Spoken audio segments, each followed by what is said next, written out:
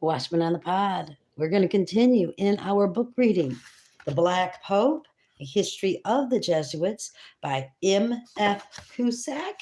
She was a nun in 1896 is when she wrote this book.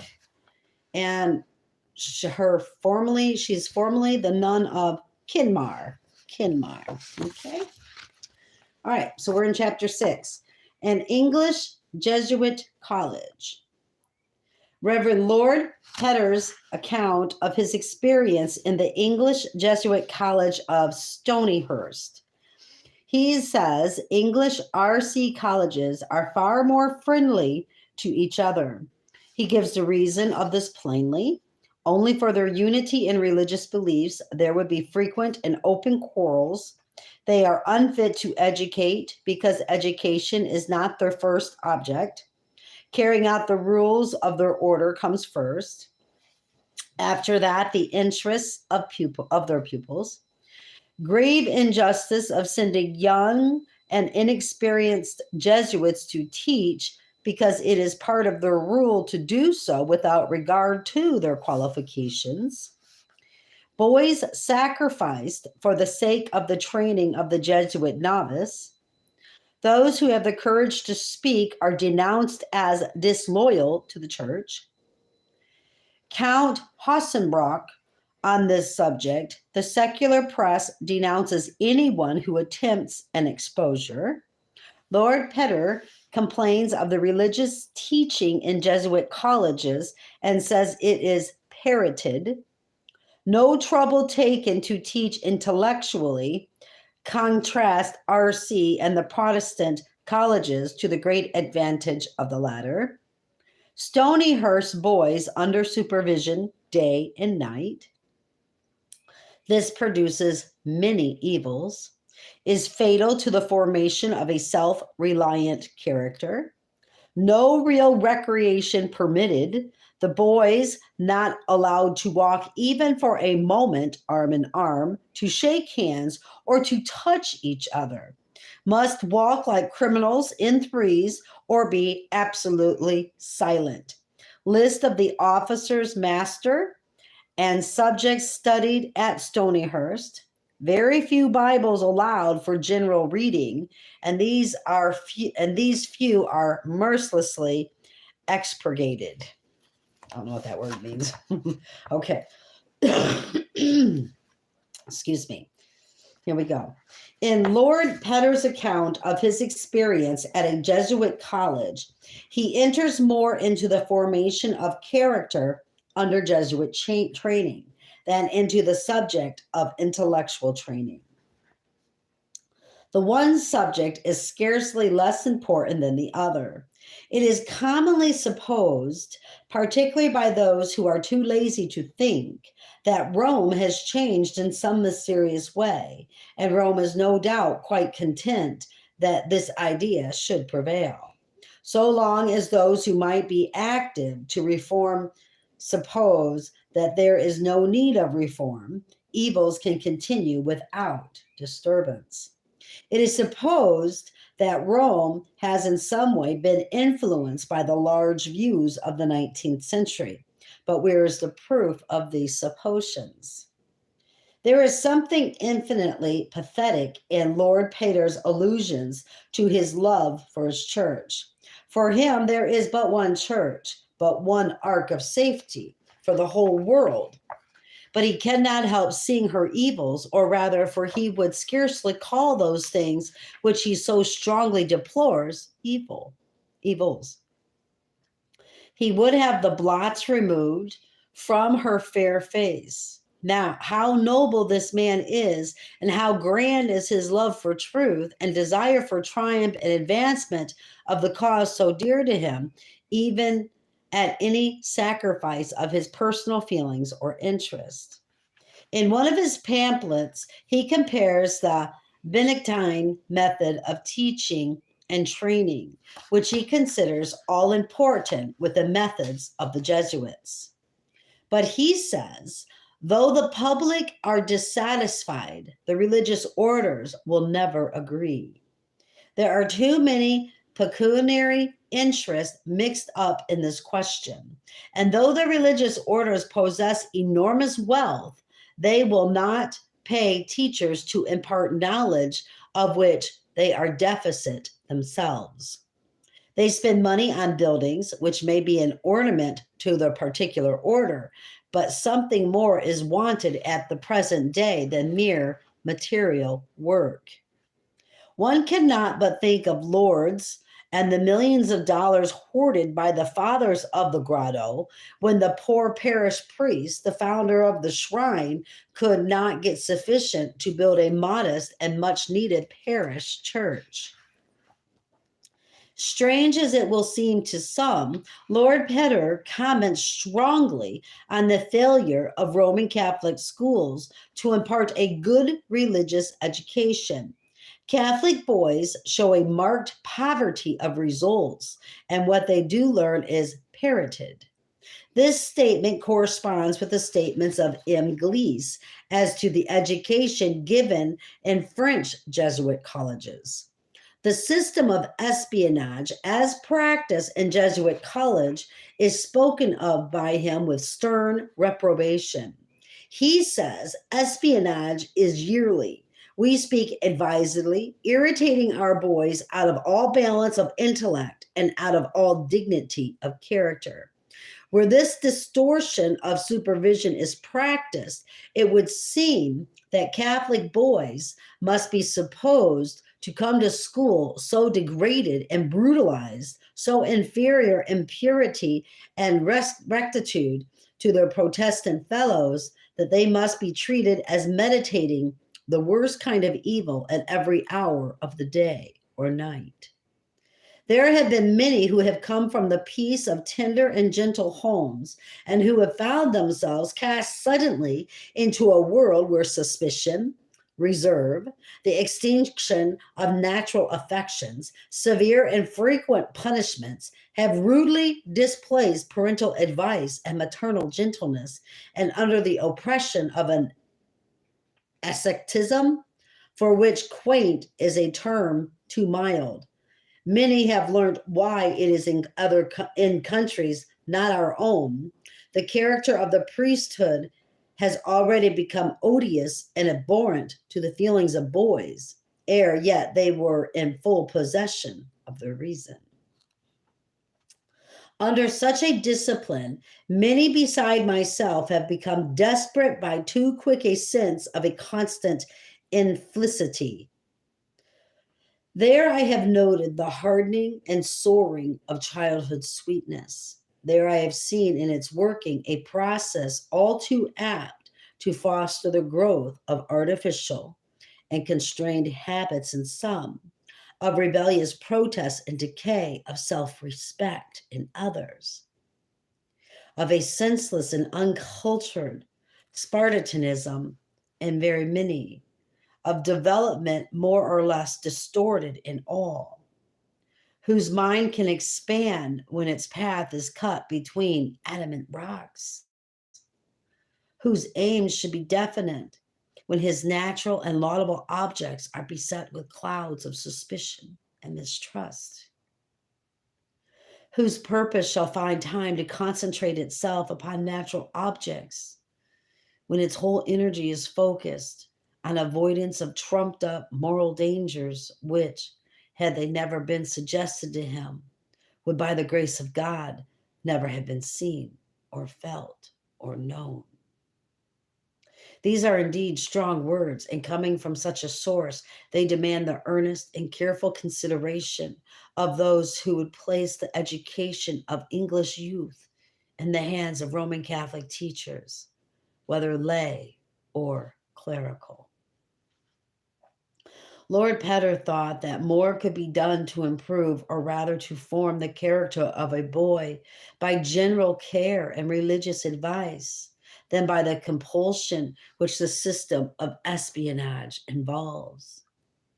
He would have youth trained to the love of virtue and to high and lofty ideas, which they should put in practice while young, thus forming habits for the future. He says, I think we do not come near Eton, Rugby, Cheltenham, Willington, and some other non-Catholic schools in these particulars. In scholarship, secondly, and much more in composition, thirdly, in expansion of mind, earnestness of purpose, definiteness of aim. Lord Petter compares the English public school system with the Jesuit system and very much prefers the former. He says Catholic boys are wanting in definiteness of aim and earnestness of purpose. All personal manifestation of character is sternly repressed. There can be no special aim of life. Boys are obliged every hour of the day and even of the night to move about like automatons, robots. Yet he is not without a glimpse of the cause of the evils which he deplores, though naturally he does not see far enough. He does not realize that the religion which he so much loves is the actual cause of the evils which he so honestly deplores. He pays the usual and almost fulsome compliments to the ecclesiastical authorities of his church, but he does not see, or if he sees, he considers it either prudent or loyal to conceal the self-evident fact that the bishops of his church could remedy all these evils if they pleased to do so. But in the case of Jesuit education, he certainly has the courage of his opinions. It is a matter of no little importance when the education of the youth of this country is being placed more and more in the hands of Roman Catholic ecclesiastics, that we should show on some such high and indisputable authority what are the characteristics of that education. On 2 points, his condemnation of the Jesuit system is emphatic and clear. And as one who received his entire school education at Stonyhurst, he speaks with authority. He says, the theory and practice which I found in acceptance at Stonyhurst were, at no hour of the day or of the night should boys be away from the eye of a master. Stonyhurst College consisted in my day of a community of some 25 Jesuits and exclusive of Hodder, a school of some 170 boys, perhaps more, perhaps less. The community consists of the following: the higher line, 1, the rector, 2, the minister, 3, the subminister, 4, the procurator, 5, curator, the procurator, 5, the spiritual father, 6, the perfect of studies, 7, the perfect of philosophers, 8, the master of rhetoric, 9, the master of poetry, 10, the master of syntax. The lower line, 11, the master of grammar, 12, the master of rudiments, 13, the master of figures, 14, the master of higher elements, 15, the first perfect, 16, the second perfect, 17, the third perfect, 18, the fourth or supply perfect, 19, the sub-perfect of philosophers. Several other resident Jesuits and several other lay brothers. The rector is the head of the whole establishment, but his office cannot be compared to that of a headmaster, as it comprises 2 distinct sets of duties. He is, first of all, a religious superior, having under him a religious community, bound by oaths to obey him. Father Petter, to give him his religious title, saw plainly the incompatibility of the monastic life with secular teaching. The combining of the two is a relic of the Middle Ages and an anachronism. The rector does not teach, but he occasionally sees the boys individually. but on matter of business rather than with a view of exercising moral influence over them. He conducts all or nearly all the correspondence with the parents. He is invariably a priest. He is sometimes a scholar. Number 2, the minister. 3, the subminister. 4, the procurator are concerned with the temporal affairs of the house, with the commissariat not being concerned with either spiritual, moral, or intellectual discipline. All 3 of these officers are priests. 5, the spiritual father. He is a confessor. His relation with the boys is theoretically very close. Practically, it may not be so. As far as my personal experience has extended, I have not found generally that the spiritual father has usually been chosen with reference to his breadth of sympathy with boys in their eccentricities, troubles, moods, and difficulties, but rather with reference to the vehemence of his personal piety, his zeal for and a devotion to the special ascetic spirit of Saint Ignatius. As a rule, perhaps, the spiritual father may be said not to be successful in gaining the confidence of any boys, excepting those of a decidedly devotional turn. The spiritual father does not teach. The prefect of studies is charged with the complete management of the intellectual work of the school. He is a priest. He is not in any way concerned with the boys out of school. He is always a sound scholar, but is in a great degree bound to conduct the studies according to the tradition common to Jesuit schools throughout the world, and which is of ancient origin. This method of teaching is also especially condemned by M. Gleiser. Into the merits or demerits of that tradition, I do not hold myself competent to enter. The prefect of studies had under him a staff of masters, who are all Jesuits, and for the most part, junior ecclesiastics. Elements is the lowest class or school, which contains 2 classes. Elements is usually a very large class. It is entrusted to the almost entire control and care of a young Jesuit, generally a man of 2 or 20 or 3 and 20. I'm thinking 22 or 23. I'm thinking that's what that means. He has had no previous experience of teaching. He teaches nearly all subjects to his boys.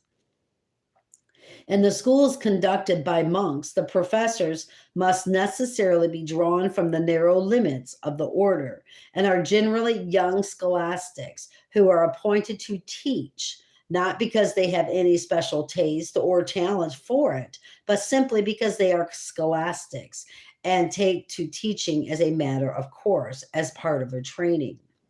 If at the end of the year one is found to be notoriously incapable, doubtless he is removed.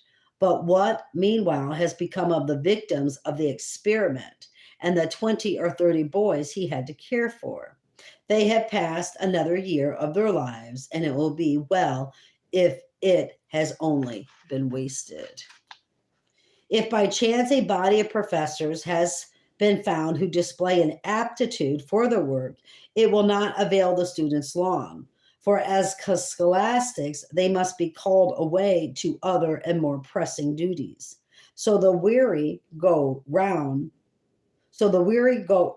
saying that wrong. So the weary round goes on. Continual experiments are made on the boys, and masters are formed.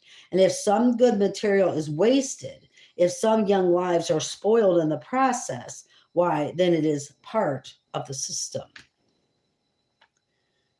What do they call that? Something casualties. I don't know what they call that. The masters who begin with elements, if tolerably successful, rises in the following year with his boys to figure, thence to rudiments, and so on until he teaches rhetoric, when he prepares the rest of his class for the London University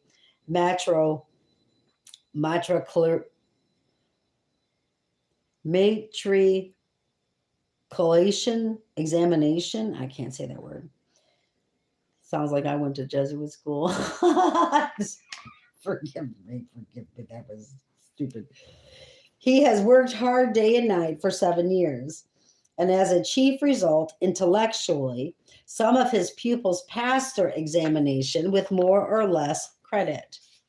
His career as a schoolmaster is at an end.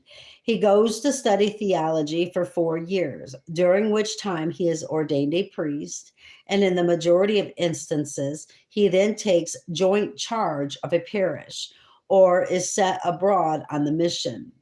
There are, of course, occasional exceptions to the rule. Meanwhile, his place is always supplied from below by a constant stream of junior members of the Society of Jesus. I have now described the perfects. These are 3 gentlemen called respectively first, second, and third. The first is usually a priest, and the other 2 are junior ecclesiastics. It is the business of the perfects to keep their boys at all times under their eyes. This duty is conscientiously performed and is assisted by the fact that during playtime, boys are confined within a square of gravel surrounded by railings.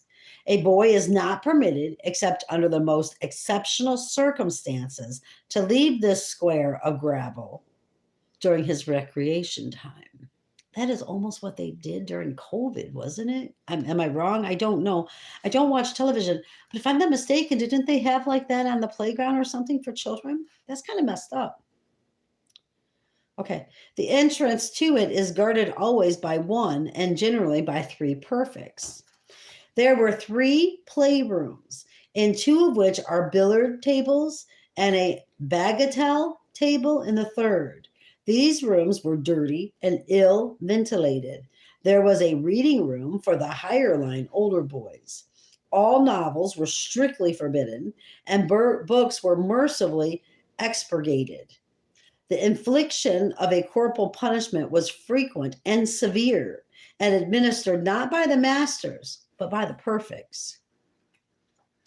Everything in the system they work is so thoroughly mechanical, and the fear of anything like particular friendship or favoritism is so strong that it is difficult indeed for them to do more than energetically and conscientiously act by their card. They are much overworked. It must be further considered that the lower masters and the lower perfects are not priests, but quite incipient ecclesiastics and very young, whereas intercourse with matured piety and virtue, combined with some experience of life under varied aspects, may be thought for boys manifestly desirable. The boys now have a good cricket ground and play football. Baths are very rare, and cleanliness and tidiness were not the prominent characteristics of the boys. The boys were not casualty. What is that? It keeps coming to my mind. Forgive me.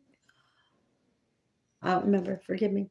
The boys who are not allowed to walk in couples, they are liable to arbitrary separation on the part of the perfects.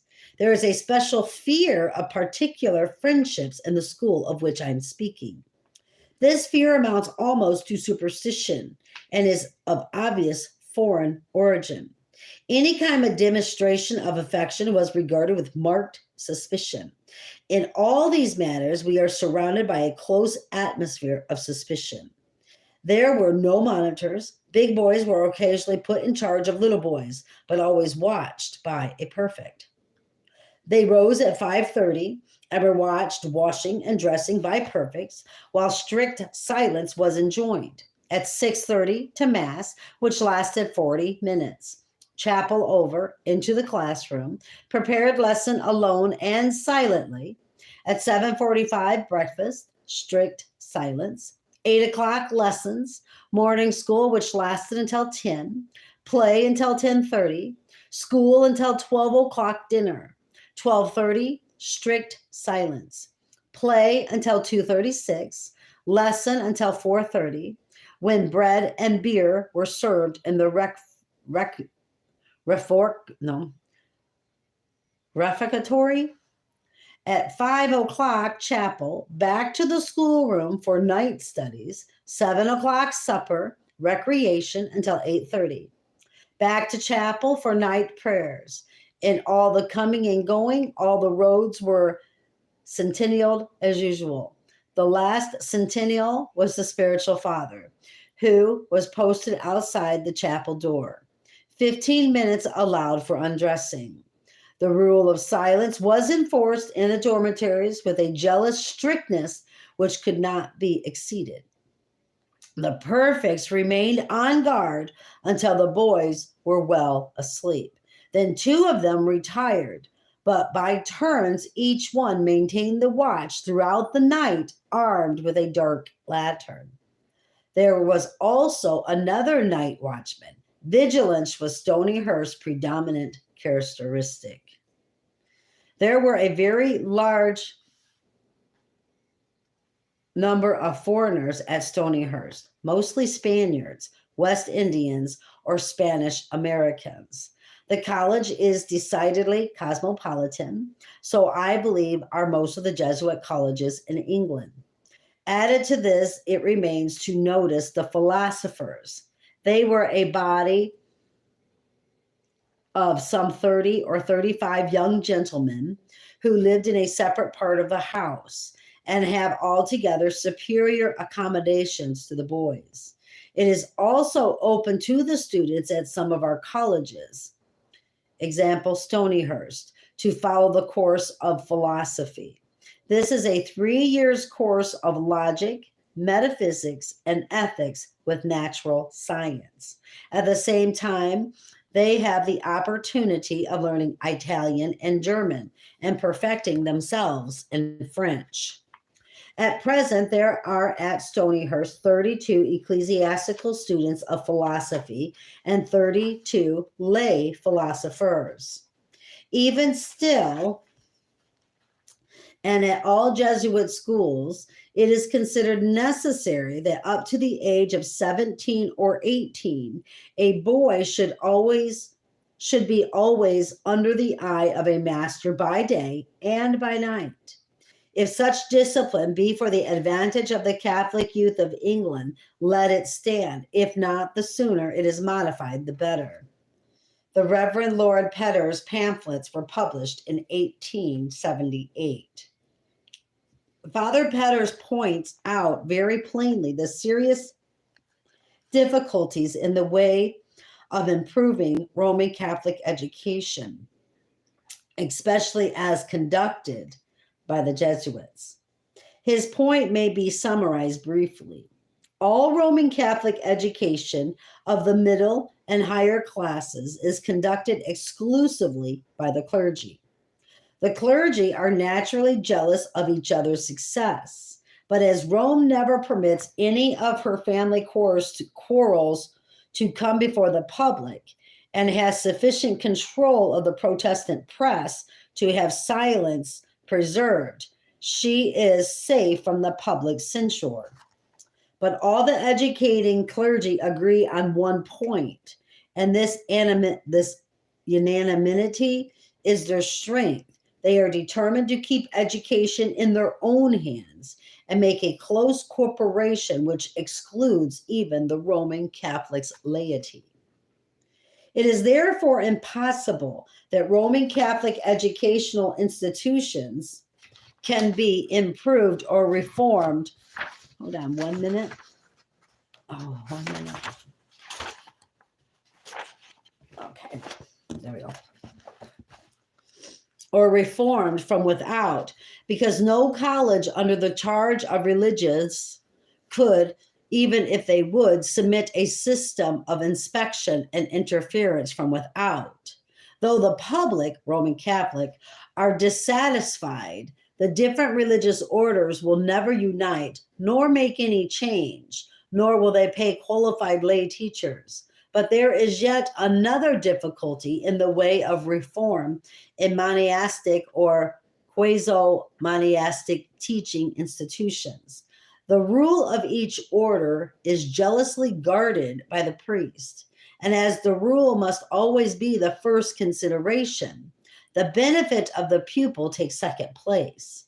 That this is true and that its serious inconvenience is felt and even resented by the Roman Catholic bishops who take a larger view of affairs may be seen from a touching letter of the late Cardinal Wiseman's, which is published in the biography of Cardinal Manning. Cardinal Manning also protested, but protested in vain against the selfishness of the religious orders, who would not make the least sacrifice for educational or other work, the requirements of their rule being their plea for refusal. Of this plea, the cardinal makes very little account. It may be added, however, that whenever there is question of getting a further grant from government for Roman Catholic schools or colleges, there is a unanimous silence on these points. But the thinking public should pause before consenting to place education in the hands of those who are reprehensibly incapable of doing justice to their pupils, above all when this incapacity is deplored by Rome herself. It has been admitted by a leading Catholic journal that the condition of the Catholic youth of what are called the higher classes is such as to warrant the belief that there exists either in our domestic or collegiate and public education some grave defects which need a remedy. Another and valuable source of information as to the training in Jesuit colleges has been given to the public lately in Germany. Count Paul von Hackensbruck has published his reasons for leaving the Jesuits and his experience while with them. He notes especially how their system of training destroys the individuality of those who are subjected to it. But this is precisely what the training is intended to do. The mechanical routine, never varying from day to day, the perpetual silence, the severe and frequent repression, and the continual introspection soon kills the personal vitality, and the cadaver takes the place of the living and sentient being. Not one action of the day is left to the free will. The Jesuit novice cannot take a drink of water. He cannot use a pen or paper. He cannot go from one room to another without first asking and obtaining permission from his immediate superior. How can men who have been and are subject to this system of intellectual slavery have the nobility of character to educate youth for a world where he must think and act for himself, not only in domestic affairs, but in the most momentous subjects of the day? I find this so sad, you guys. Sad.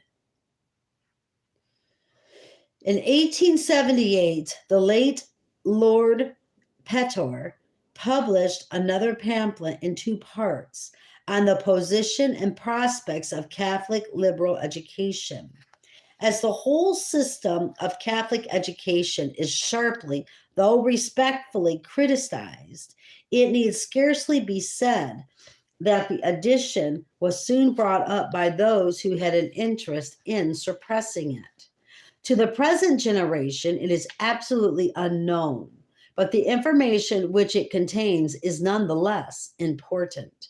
Today, indeed, it is of possibly more value, since the so-called liberality of public men and politicians has placed the education of a vast number of English youth in the hands of men when some of their choral religionists have declared absolutely incompetent to conduct it. It may be thought that the state of affairs here described is now past, and that Roman Catholic education has advanced with the times. The recently published life of Cardinal Manning, and I remember that name, I believe it was in China Kuai's book, which has aroused such a storm of Roman Catholic circles, gives undeniable evidence to the contrary. Men who were daring enough to say that Dr. Newman's spirit must be crushed were not the men to uphold or desire liberal education. Hence, we find Ward and Manning so determinedly opposed to anything like higher culture. Rome dare not allow the discussion or investigation. She decides every subject for her followers, and when she has the power to do so, she removes by destroying or mutilating it all the literature which might supply facts or inferences which would tell against her claims. We have already shown how history is peptonized for the Roman Catholic youth in Jesuit colleges. How can men who in their youth have been deprived of all that is necessary for the formation of a just judgment on the most important affairs be able to judge fairly of any subject, literary or religious? Attempts are made from time to time to attract the attention, to gain the admiration of the public for the Jesuit college at Stonyhurst. An article written with this object has been lately published in the Pall Mall magazine. But though the writer does not say a word of criticism, there is quite sufficient statement of fact to show that there has been no advance since Lord Petter's opinions were published. The writer frankly admits that an average public school boy would feel like a fish out of water in the playgrounds. Every school time is begun and ended with prayer. There is a 3 days retreat at the commencement of each session.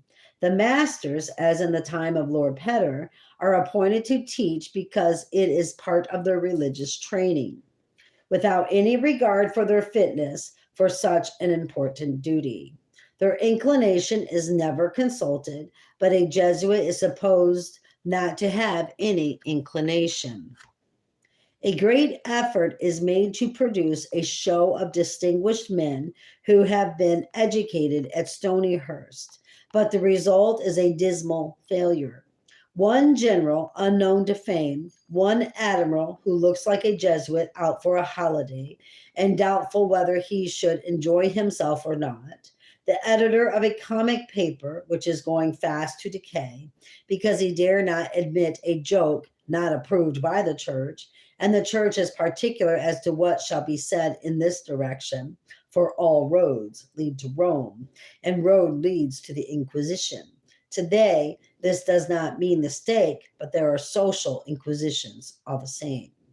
An astronomer of no special note, and who would scarcely have been mentioned in any scientific journal if the public at present was not so specially bent on complimenting Rome. Last, though not least, we find the name of the naturalist Waterton. He may be considered a star of great magnitude in the Roman Catholic Church, but what has he contributed to science in comparison with what he might have done if he had been a free man? Of him, an amusing story is told of how he could hoist a Jesuit father with his own petard. I don't know what that means. Waterton proved incorrigible in the matter of breaking bonds and gave the perfects many a chase in consequence.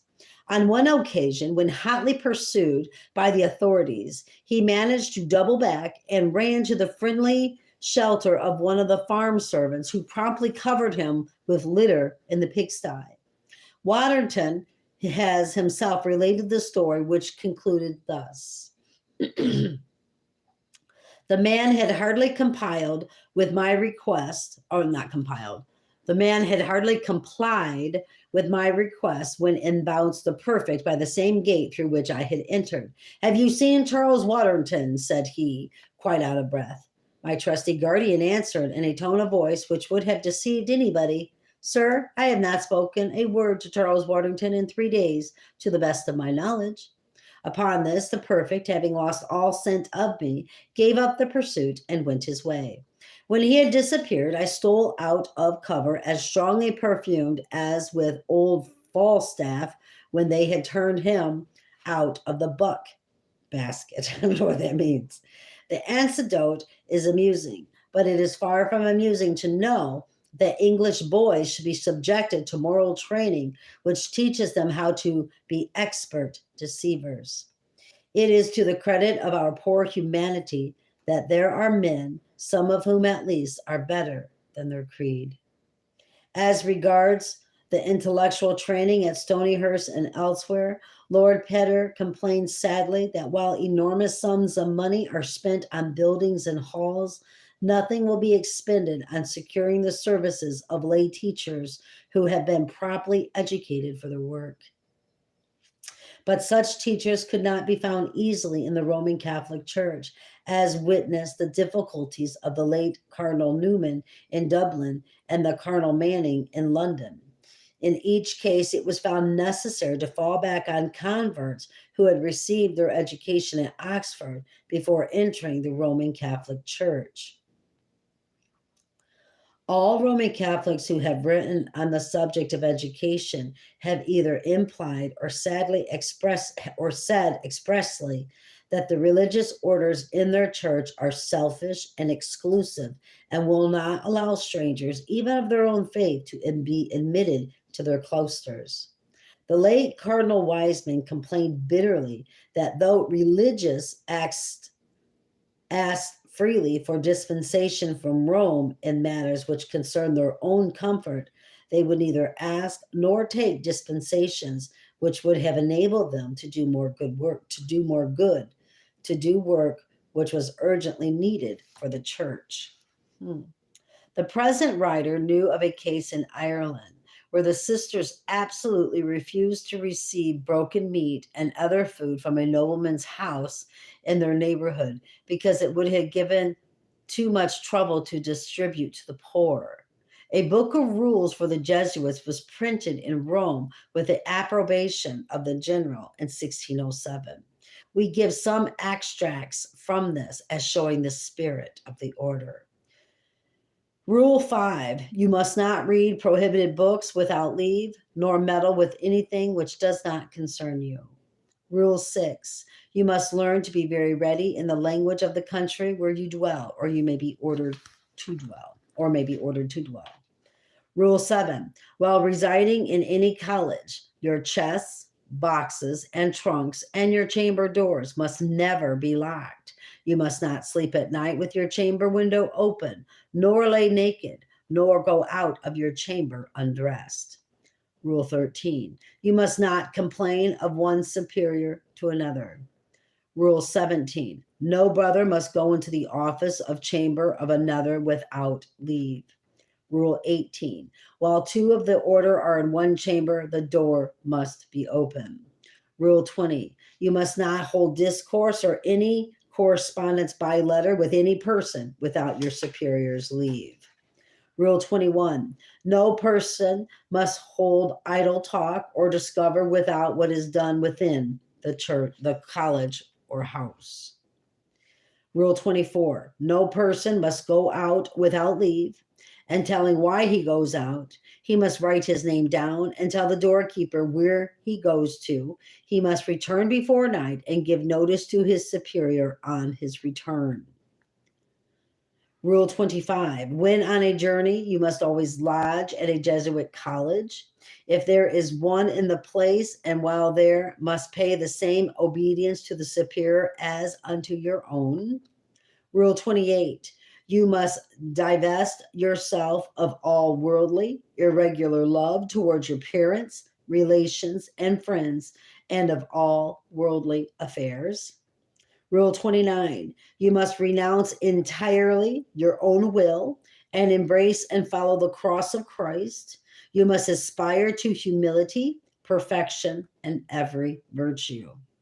Rule 32, you are diligently to aspire to true obedience and never contradict whatever your superior commands you.